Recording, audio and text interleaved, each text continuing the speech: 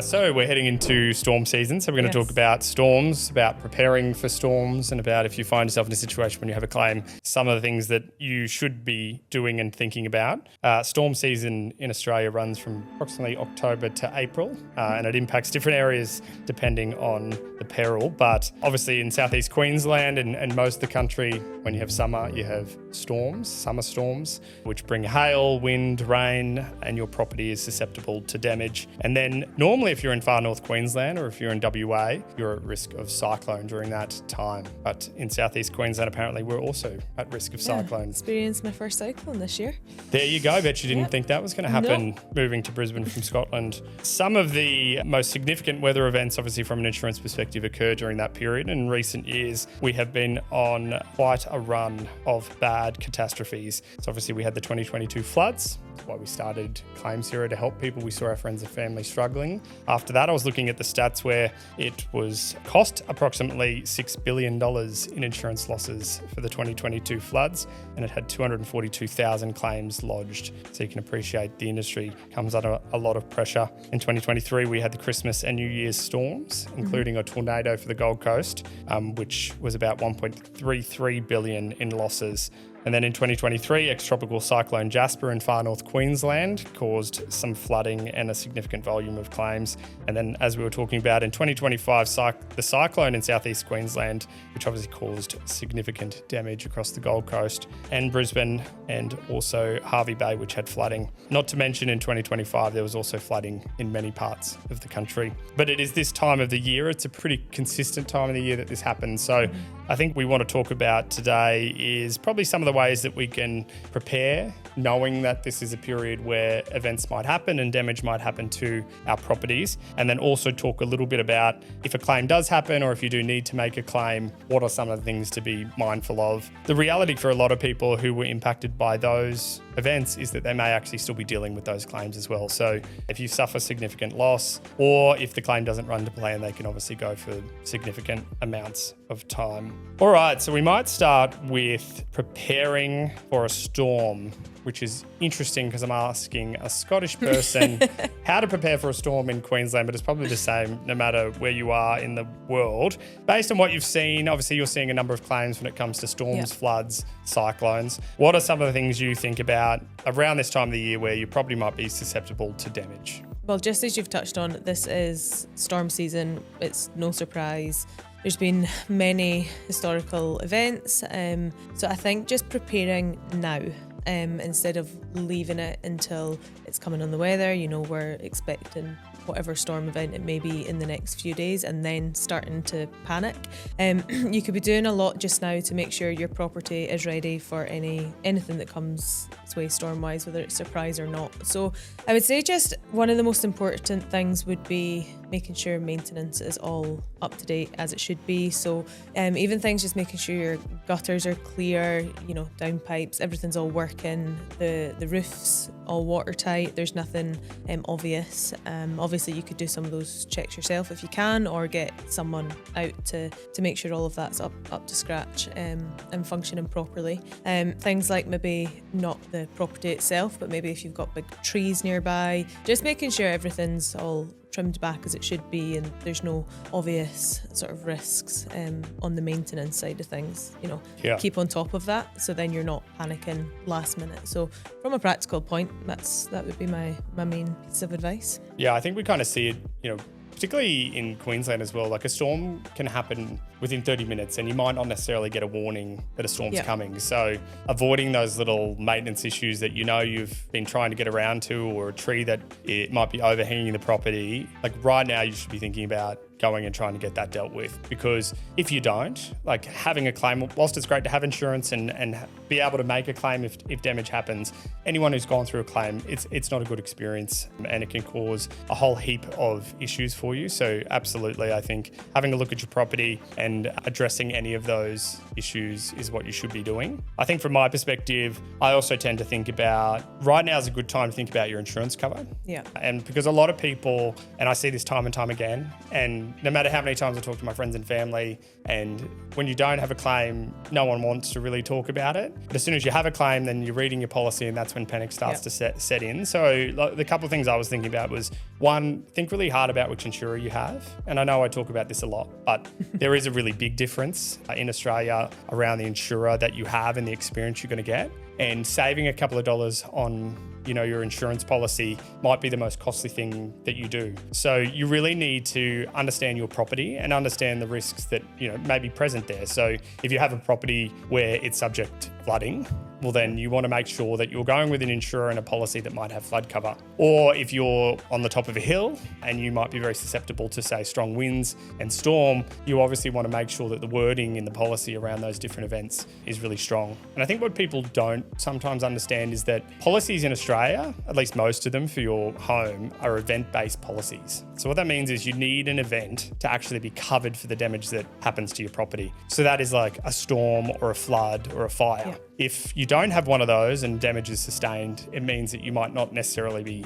covered, and not everything that could happen to your property is also covered by insurance. It also means that the characteristics of your property matter, because some policies don't cover pools, some policies don't cover retaining walls. So if you have a property that has a retaining wall, and if you have a storm or a flood and that's likely going to get damaged, anyone who's had to build a retaining wall knows that can cost tens of thousands of dollars. Yeah. And the worst time to work out that you don't have that cover is after a claim has happened. And my advice to people would be to really have a think about that, really have a look online around reviews around insurers when it comes to claims. My personal view from seeing how insurers respond to claims is that those that are Australian based and owned, so not internationally run, are the insurers you probably want to be with. But you are going to pay a little bit more. But I find that they do care about their customers, they're building brands, they're investing in the community, and those are probably the insurers that you want to be with. Yeah. But for people, now's a really good time to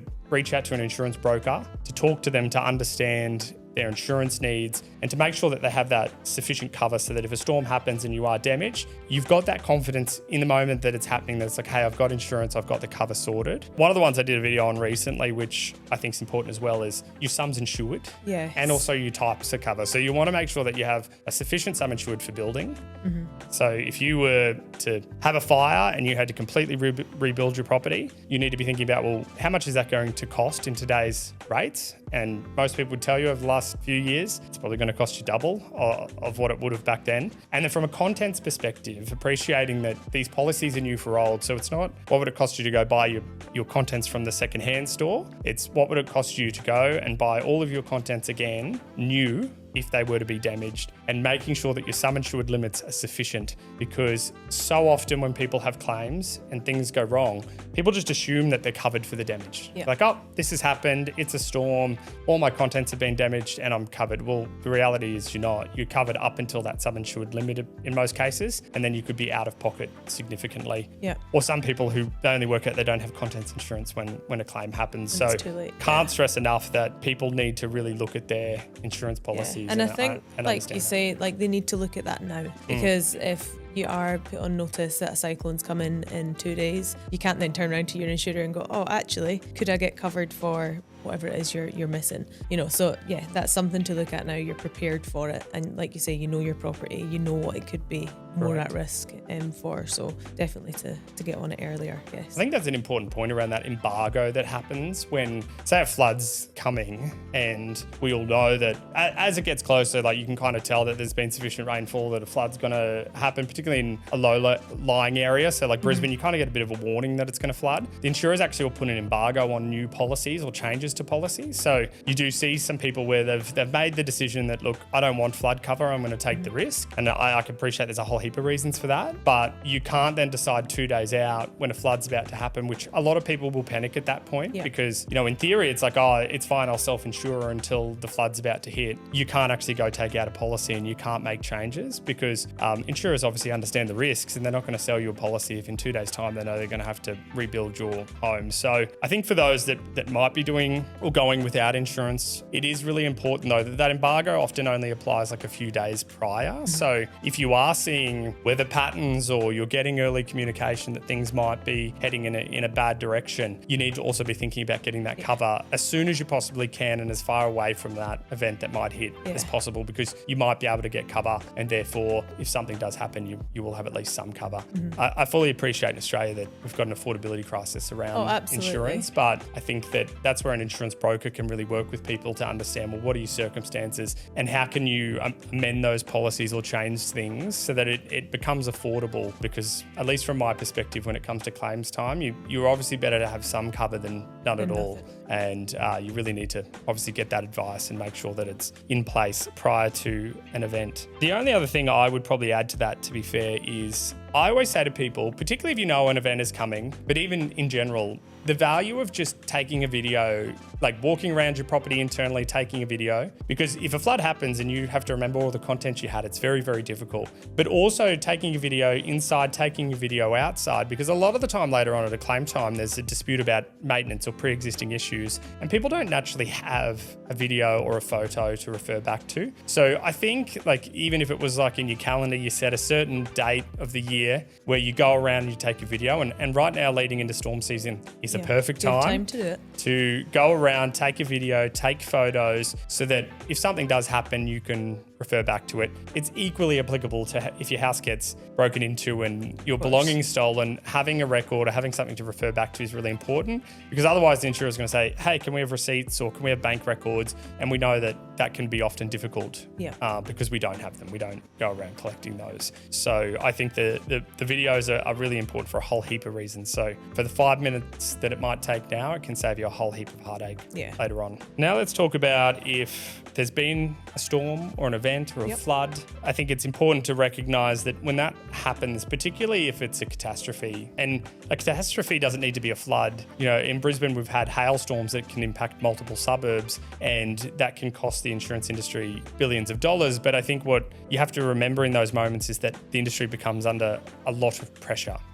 And because of that, issues do start to arise. I mean, a lot of the insurers have gone to national building panels, which means that those building panels service all of the insurers. So naturally, when large-scale events happen, we see sort of immediate pressures that can start to arise in the industry as issues start to arise where customers are wanting people to come out to their properties immediately. They want them to assess them. They're wanting them to put tarps on their roof, and they may not necessarily be able to get that to happen. So if you were talking to someone and events just happened, what are some of the first steps you would kind of talk them through, do you think, around things they should be thinking about as soon as they think that some damage has been caused? So obviously, first of all, everyone's safety. That's the top priority. Make sure that you, your family, whoever else is in the property is all safe.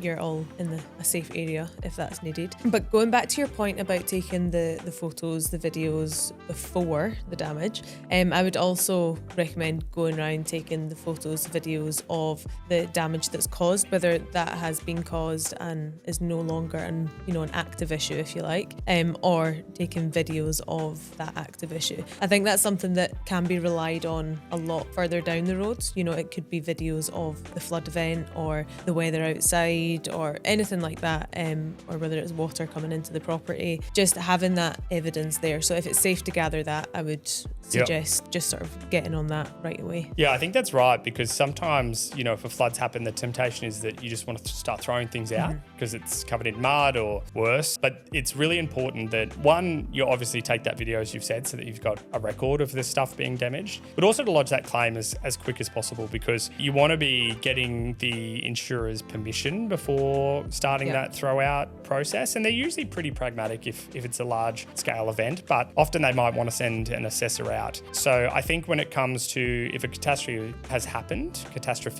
I should say, just remember that everyone's going to be trying to lodge a claim. So So if there are online functionality with your insurer to lodge a claim, that's often your best bet, because if you get, you call up and you're in a queue for hours at a time, that can also be extremely stressful. But a lot of the reminders that come out of the industry is that, if you have an app or you have the ability to lodge the claim online, that is probably the best way to do it, because you are going to get that in, and then they're going to be able to start allocating people to come out and have a look at your property. I've just spoken to people where they were trying to contact their insurer and they were getting stuck in the queue for long periods of time, but instead of necessarily going to lodging it online, they wanted to kind of talk to someone. And whilst I get that, it's kind of like you also just want to get the claim in as quick as possible. So I think once the claim is in flight, right? You've lodged your claim, the assessor might be coming out, or they've come out. What are some of your tips about engaging with the insurer in that process? I would say, obviously, provide what you can, being cooperative. At the end of the day, that is your insurer. They're supposed to be covering your claim. So doing everything you can to assist with that, whether that is, if they're sending assessors out who, I don't know, they might want to put tarp on the roof or anything like that, any of these immediate make-safes, understand there's a reason for that. They're doing that to try and mitigate any further damage. So I think just being cooperative with that, obviously it benefits you as well, because you don't want any further damage happening to your property. But on that, it will help you further down the line. If it does end up being an uphill battle, at least they can't turn around and say, well, you didn't let us do this, so you've made the damage worse by not cooperating. So I would say that is important to do throughout. They're not the enemy to start with. They both need to be doing what you can to get things moving. I think that's true. And it probably is to have some compassion for the industry, that when a catastrophe hits, there's so much to be done. There's so many people that need help. So they are under pressure. And I do think that there's no need to talk to them rudely or anything like that. Everyone's trying to help in those moments. I think from my perspective, what's really important for people if they find themselves in that situation is to be informed. A lot of people will sit back and just hope that the insurer is going to take care of everything. And unfortunately, sometimes because of all the pressures we're talking about, that might not happen. So in particular, if your property's been impacted by water, the steps that kind of apply the same, right? Like you need to do a make safe. So that could be putting a tarp on the roof. It could be cutting out damaged materials. It could be installing drying machines. And it's really important that for customers that you're asking the insurer to also do that. So if the assessor's coming out and they're saying that things have been impacted by water, asking them, well, should we be cutting that out? Should we be getting drying machines? Because if you don't, you may not necessarily get that. And then it can just cause a whole heap of problems after that from, say, like mold or allegations later on that, oh, well, the roof damage was pre-existing. You should have done something about it. You let the water continue to come into the property. And the reality is, after these events, the insurers are to undertake make-safe repairs, so people shouldn't feel guilty about it. And it's really the best thing that you can do, because if your roof has been damaged, if you don't put a tarp on it, every time it rains after that point, it might just keep leaking, and every time the damage gets worse. And it's almost those claims that come to us after 6 to 12 months. Properties are destroyed, and then there's a big dispute because insurers might be trying to cost control, experts might be trying to downplay the damage, and it's extremely stressful. So I think it's really taking responsibility for the fact that it's your property and that you need to make sure that the damage isn't continuing, but just making sure that you keep the insurer informed. And I think on that, it's keeping the insurer informed as well. So like you mentioned before, all these trades will be getting booked out by individuals, by insurers, everything. When that tradesperson comes out, they're coming out with, it could be a set scope of works that they need to do, or any urgent make-safes. If you've got any other concerns and the tradesperson can't answer them, then go to the insurer about that. It's not stopped there, because they're just following what they've got. So I think just keeping them informed as well, and remembering that they are two almost separate. Correct. And they might be doing 6 assessments that day. Yeah. Right? And they're tired because they've been doing it for the last week. So you know your property, you know what is damaged. I always recommend document it in writing beforehand, so that when someone comes, you're not feeling overwhelmed. You've got your list. You want to walk them around and show them. I think the other thing that's really important is that if you just see damage in one room, don't just take the insurer to that one room and say, oh, here's this damage on my ceiling that I can see. You want to be asking them to have a look at the whole property, because it's likely if your roof is leaked in one location, it's probably leaked in other locations, and it may not necessarily be immediately visible. So having that documentation is really important, just because I know it can be overwhelming when maybe 3 or 4 people turn up and they might be saying all sorts of things, but just trying to document that. And if you feel like you're going to be overwhelmed, just asking them, is it okay if you record it so that you can play it back later on? There's often a lot of information flying around. I think most of the time they're pretty comfortable with that if it's being done for the right reasons. And then my tip would probably be continuing that documentation conversation, right? So when you're having sure. conversations with people, writing it down, if someone's agreeing to something in person, following that up in writing with them and being proactive to say, as we discussed, you were going to go and do these things. Because a lot of the time we have people and they're like, oh, but on site they said, that's going to be covered and this is all fine and they're going to, come out and put a tarp on, and then I just never heard from them again. So I think that it's important that you keep those records, and then you're also writing to the insurer in a calm fashion, outlining what was agreed, because it also helps, potentially people back in the office who are processing those requests to do that. And the easier you can make their job after one of these big events, the more likely you're probably going to have a good claims experience. Yeah, and like you say, it's an overwhelming experience for yourself, everyone else involved. So I think trying to take that information in and then relay it back without maybe getting mixed up with, was it this attendance that this was said, or was it that attendance that the tarp was put on? You've got it all documented. So if you do need it down the line, it's there for everyone. Yeah. Those are some of the things immediately afterwards. As we start to progress through the claim, so I mean, just for context, the normal way it works is you have an event, then they're going to come out and assess the damage. They're going to either offer to do repairs, or they might be offering to do a cash settlement. But through that process, some issues can start to arise. And some of the common ones are either that there's a coverage issue where you thought you were covered for something and you may not be, or there is an issue where the insurers might be starting to raise maintenance issues, or they're starting to raise defects, or there's a scope of works but you just can't necessarily agree on what should be in that scope of works or what was damaged in that process. If you are, or if you were to find yourself in that situation where maybe you feel unhappy with the insurer, what are some of the things you would recommend people do? Well, of course, there's always the option of reaching out to the likes of Claims Hero, even just to have that initial conversation and figure out whether you do need further support with it, or if there's any other options that you can take. Other options could be things, obviously you can write complaints to the insurer. That's when your timeline and your documentation is going to come in really handy.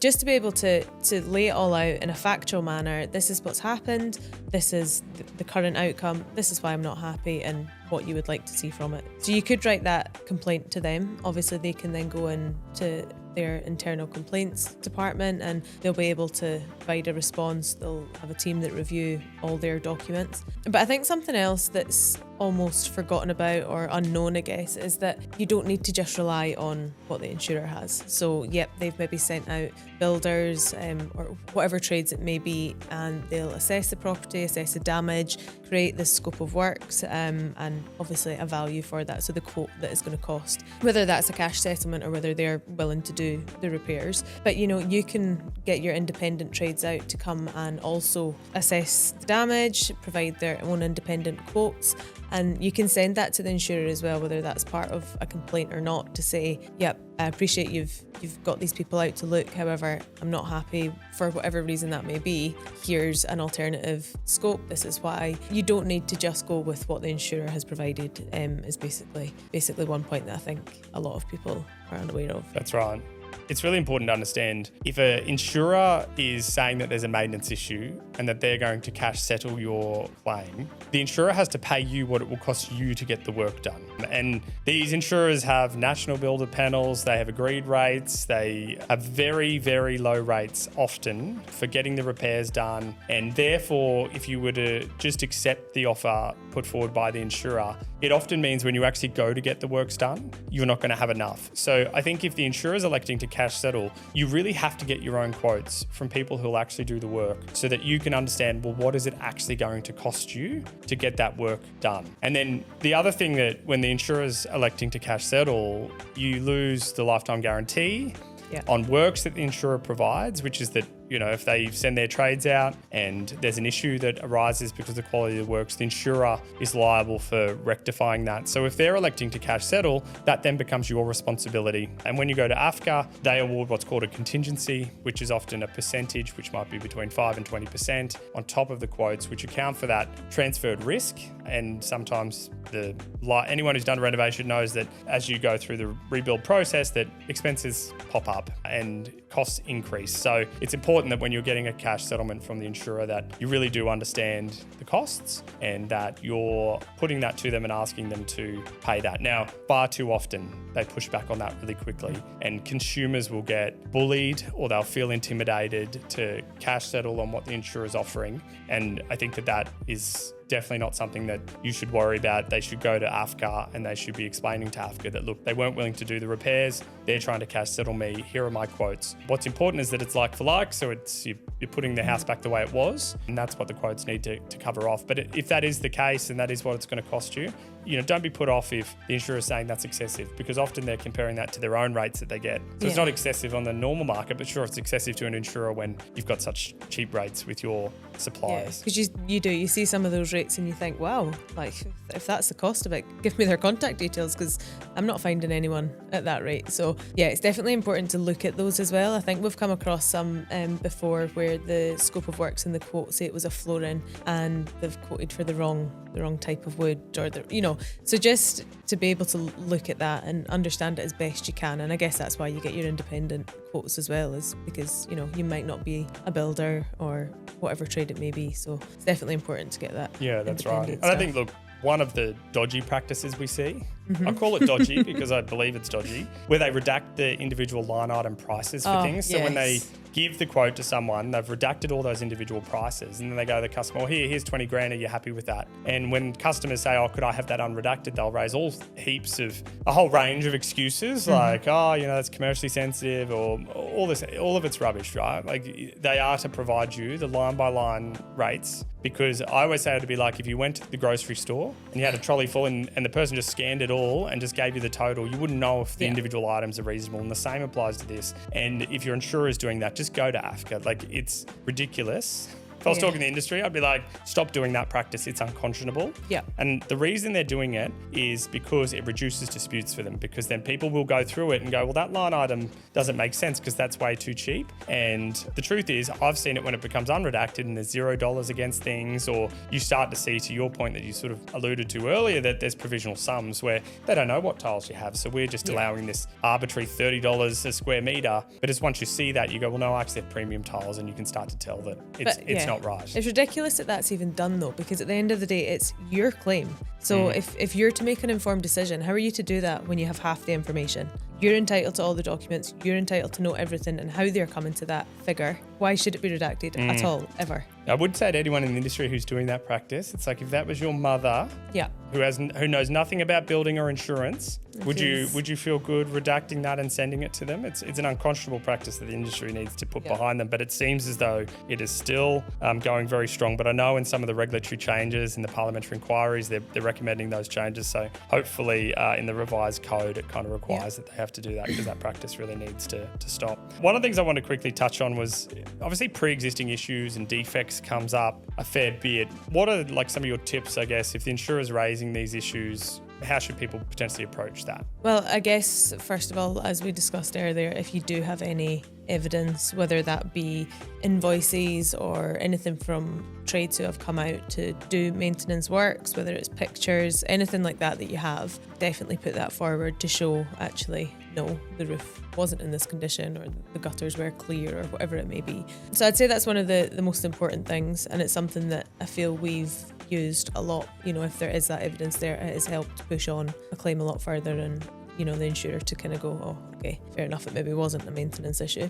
So I'd say that was definitely one of the main points when they bring that argument forward. Yeah, I think it's important for people to know that when an insurer is going to rely on an exclusion to limit cover or to decline a claim, it's their onus to prove it, right? So they can't just do it based on assumptions. And they do that all the time, where they'll go, oh, I think there's rising damp at your property. But if they haven't proven that there's no damp-proof course, or they haven't proven that there's a waterproofing issue, it's not reasonable for them to rely on an exclusion. And when it goes to AFCA will often reject that from an insurer if they're expert. And just because they've an engineer, or just because they say they're an expert, if you can see that their opinion is based on an assumption where they haven't proven it, then it's inappropriate for them to be relying on that exclusion. Yeah. The other thing I think is important is just because you have a defect or a maintenance issue, it doesn't mean that the whole claim should be declined. So if you might have, say, like a screw loose on your roof, for example, but under normal rain conditions, water doesn't come in, but during torrential rain and a storm, it causes water ingress into your property.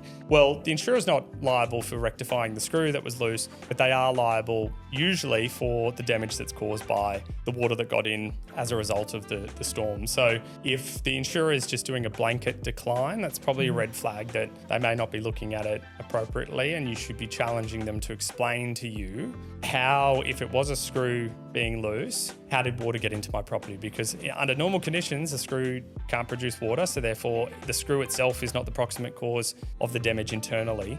But you do need to obviously establish that it's a storm that's caused an event under the policy that has caused the damage to come in. So obviously under torrential rain, the roof is under pressure and therefore small defects may actually allow water to come in, but that doesn't mean that your claim should be declined. Yeah. And I think that's hard for a lot of clients as well to understand, in the sense of, I've never had water come into my property before, I've lived here for 20 years, why has this only happened now? And they're not even getting those answers. It's just being like, well, that's maintenance, that's your problem, and I think that is quite a hard thing to understand from that end. When you're needing the help, you're just needing a little bit more, just a wee bit more answers as to why this has happened, and obviously why the internal damage or whatever the sort of subsequent damage is. You can see why people feel like they're going crazy in this process. Yeah. But it's often because they're being gaslit, right? You know your house, you know your roof, you know that water wasn't coming in prior to that event. And then afterwards you say, well, now water's coming in every time it rains. And the insurer said to you, oh, that's a maintenance issue or a defect. But you know your property and you know that that's not the case. And for damage to be covered to your roof, you need to prove that obviously the storm or the event has caused that damage. But equally, that objective evidence that you have, and if you can show that, well, look, here's a photo of the room and there was no damage, and here's videos I've taken during that event where it leaked, and here's videos afterwards where it's leaking.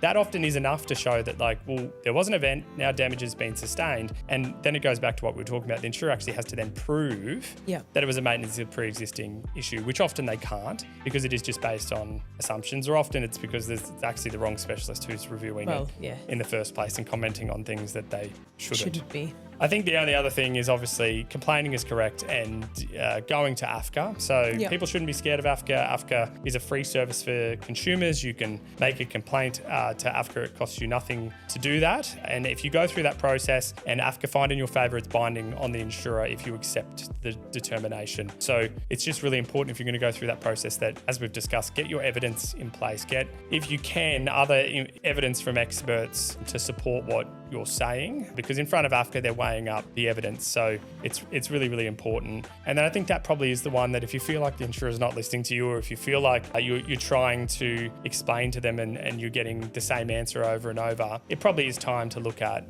reaching out to, maybe it's a company like Claims Hero. There are other free services like legal aid, but getting that additional support. And I think on that point, after an event, there are online communities. Obviously there's a Facebook group that we have a bit to do with, which is the Insurance Claims and Complaints Australia Facebook group. But finding that community of people who are going through it really does help to make you realise that you're not going crazy. And you can also look up the determinations of AFCA on their website and see that this is not the first time that they're trying this on with a customer, and it's probably been rejected in the past. And I think persistence is key. So don't just take their word for it and go, okay. And just because, as I said, they have a certain title as an expert, you know your property, stick to your guns and make sure you go through those processes. I think it's just important as well, on that point with AFCA and having all your documents, and you can ask the insurer for the reports that they've got, like you say, to see whether the trade is qualified to comment on what they have, or just to get a better understanding of where the insurer's coming from with their decision, how they've come to this, and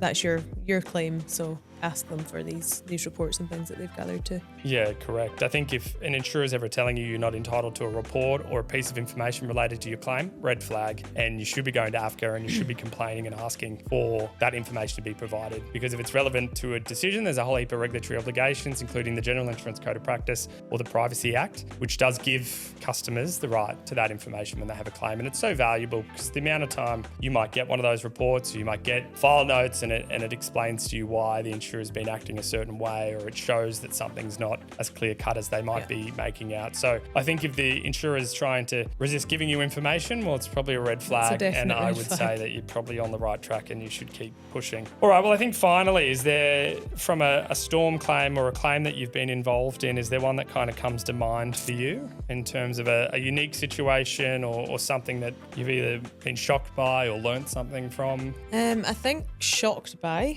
potentially. Again, just seeing, it kind of falls back on the whole reason for decline being maintenance, and I know we've talked a lot about that, but I think it just shows that it is quite a common occurrence. Just was a storm claim declined based on maintenance issues. However, client did have all the evidence of them maintaining not just the roof but the gutters, everything else, and it was just baffling, I guess, just to see all the evidence the client had to then see the insurer say nah, declined. And it was just it's ongoing, but it's just almost it makes no sense. Yeah, like it's common sense, right? You don't understand how they've come to this decision. They've got all this, it's clear as day. So it's always really disheartening to me to see when a customer's done everything right and the insurer is just taking an unreasonable position. And I think that, I see it all the time where probably some emotion creeps into it. Oh yeah. And you can see that there's some emotive language being used by the insurer, or you're seeing that things are just being rejected far too quickly for it to be considered properly. And I think that is disheartening to me as someone who worked in the industry for a long time, but also that I just expect better of these insurers. And I think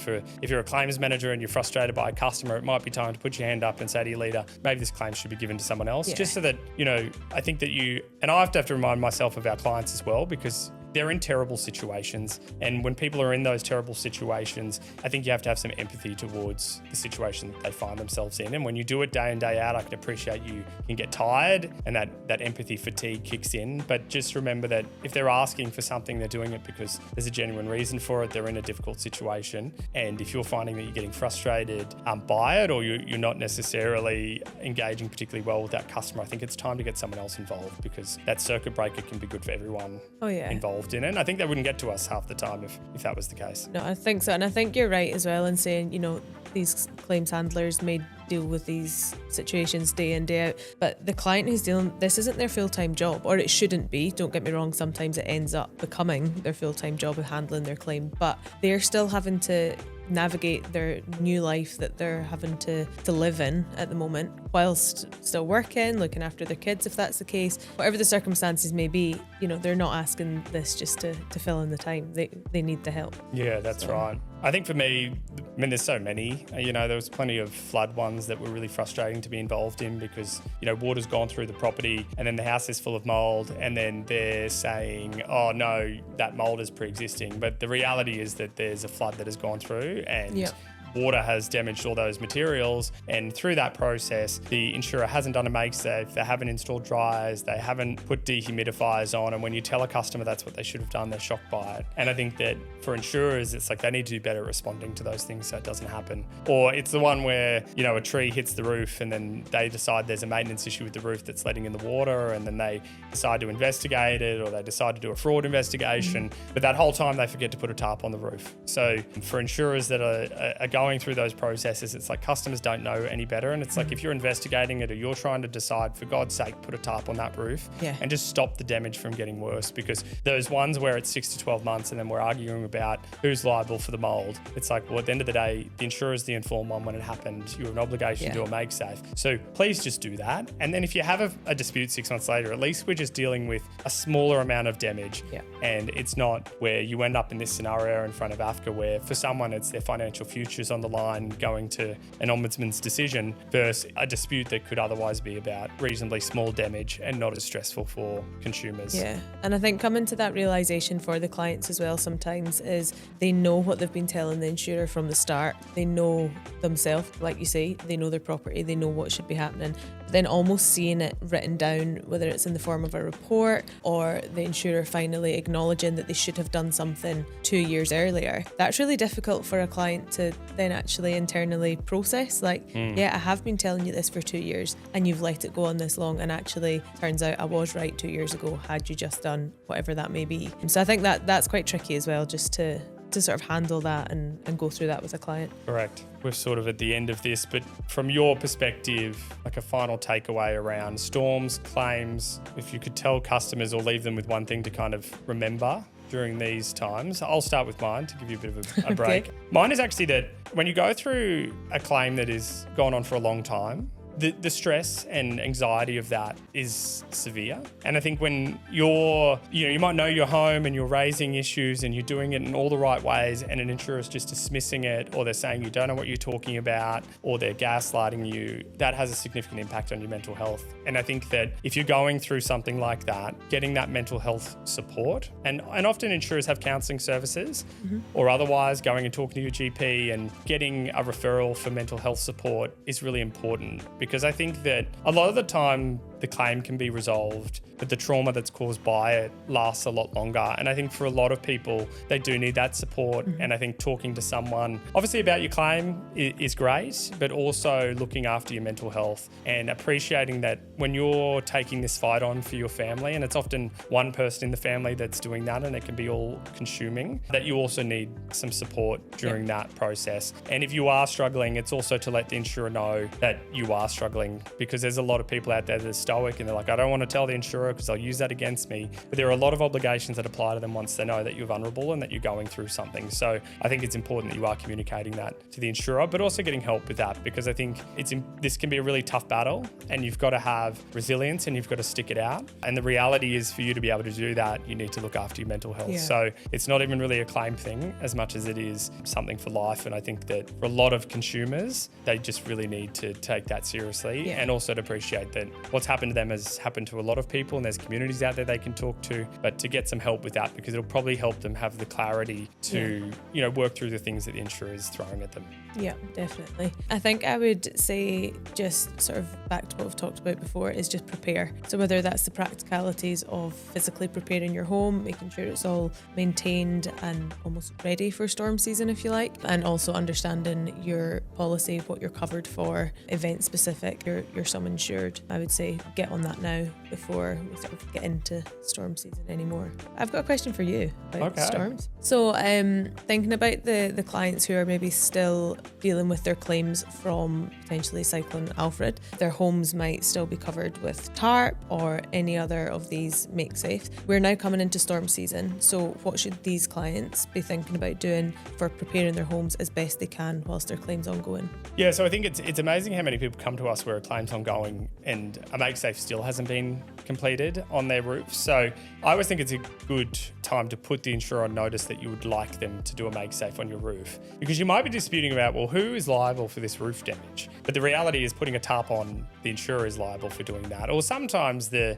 actual make safe can be quite simple. It could be putting some silicone, or it could be doing a minor repair to it. So asking the insurer to do that and putting them on notice is really important, because if something does then happen in the future, you can rely back on the fact that you've put them on notice to do that. I think that if you haven't complained or you haven't commenced that AFCA process, now is really the time to do that, because it can take some time to work through that process. And I can see people where they're trying really hard to engage with the insurer, but if you've made a complaint, it hasn't been resolved, it's time to go to AFCA and get that process started, because it can take a long time. And then I think with those claims that are historic, it's probably because of some complexities that are arising. It's probably because mold or other things are happening in their property. I think they are particularly complex, and it probably is worth reaching out maybe to us or to someone else to get some of that assistance there, because you're going to need probably specialised advice. It can cost a lot of money, and navigating that whole process can be really stressful. So I think having someone to help you, particularly if it's been going on for a long time, it's obviously going to be quite stressful for you. And there's probably allegations as who's liable. The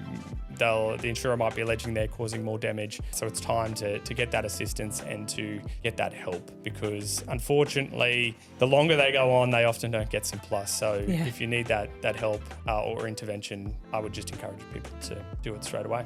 All right, thank you, Rachael. Appreciate your input. For people who may be watching, we'll put some useful links down below. We've got blogs on our website, and there's other helpful videos, and there's also those community groups, AFCA links, the Insurance Council of Australia. So we'll put those links down below for people if they need support. Done. Wrap.